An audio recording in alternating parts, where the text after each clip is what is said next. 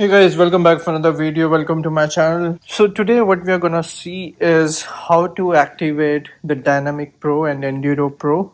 How to unlock those modes in BMW GSA 1250. As you can see, so this is an exclusive model, but you can do that for mostly all the BMW GSA models.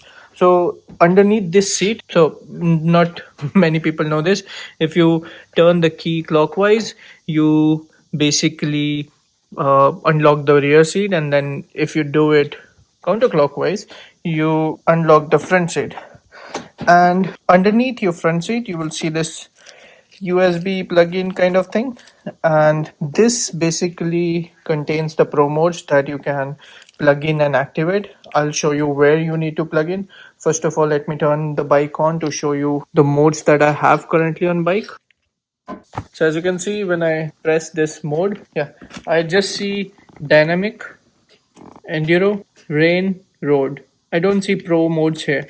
So once I connect this thumb drive, after that those pro modes will be activated in theory. So let's do that. For that, for you, what you need to do is, do you see this cable connected to this? It's already secured here on the side, but you need to just take it out, and then there is a place to push, and then you can take the cover out. Let me do that with two hands. Okay, see, this is how it looks without the cover. So this cover was there. We are going to replace this with the USB thing that I was talking about. So just open it. This is how it will be connected after you plug it in, and then you can definitely secure it again.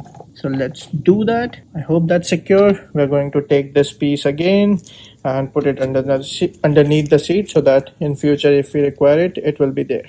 And when you have those modes activated, as you can see now, it is in Dynamic Pro. Let's customize them. Let's see how we can do that. Just go to menu.